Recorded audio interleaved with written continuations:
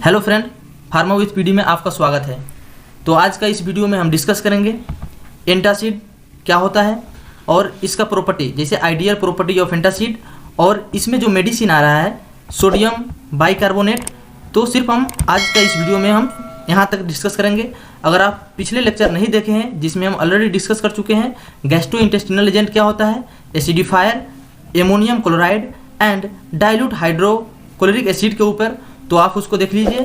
तो ज़्यादा टाइम नहीं लेते हुए तो इस वीडियो को, जो एंटासिड है ये दो वर्ड मिल के बना हुआ है, एंट प्लस एसिड।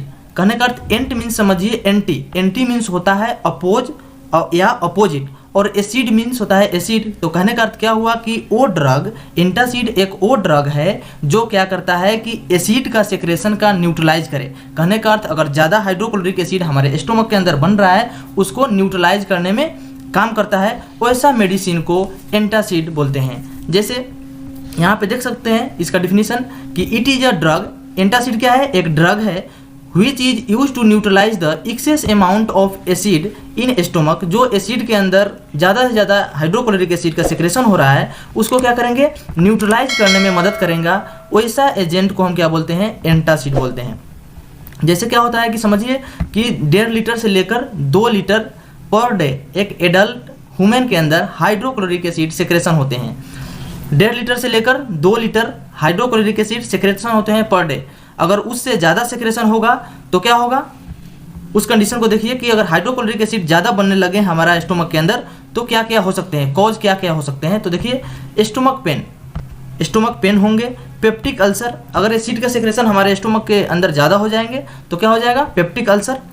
इनएक्टिवेशन ऑफ पेप्टिन, जो पेप्टिन होते हैं ये क्या होता है, प्रोटियोलाइटिक एंजाइम होते हैं जो क्या होता है कि फूड के डाइजेशन में मदद करते हैं।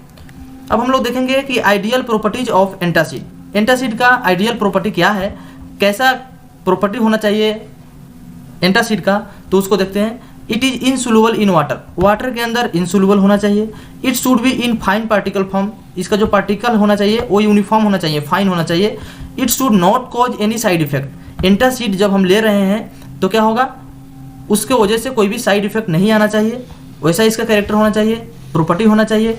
It should not cause constipation, इसको लेने के बाद कॉन्स्टिपेशन नहीं होना चाहिए। इट शुड बी स्टेबल होना चाहिए ताकि कोई भी केमिकल और जो रिएक्शन है हमारे स्टोमक के अंदर वो ना शो करे। It should act as buffer in pH range 4 to 6। जैसे हमें पता है बफर क्या करता है कि पीएच को रेसिस्ट करके रखता है, एक फिक्स पीएच को मेंटेन करके रखता है। उसी प्रकार से जो एंटासिड है वो जो HCl का पीएच है उसको मेंटेन करके रखने में मदद करते हैं। अब हम देखेंगे इसका ड्रग, जो फर्स्ट ड्रग है वो है सोडियम बाइकार्बोनेट। तो सोडियम बाइकार्बोनेट को सबसे पहले देखते हैं कि इसका मॉलिक्यूलर फार्मूला NaHCO3 इसका मॉलिक्यूलर फार्मूला होते हैं। अब देखेंगे मॉलिक्यूलर वेट, इसका जो मॉलिक्यूलर वेट होते हैं वो 84.01 ग्राम पर मोल होते हैं। और जो सोडियम बाइकार्बोनेट है इसका दूसरा नाम बेकिंग सोडा भी होते हैं। तो फ्रेंड ध्यान दीजिएगा कि sodium bicarbonate is also known as baking soda भी बोला जाता है।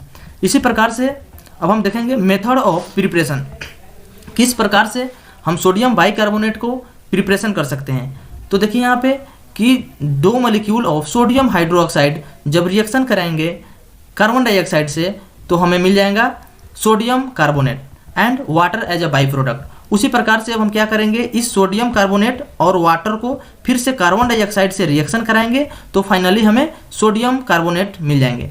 तो इसको हम लिख देंगे, when sodium hydroxide is react with carbon dioxide to form sodium carbonate and water.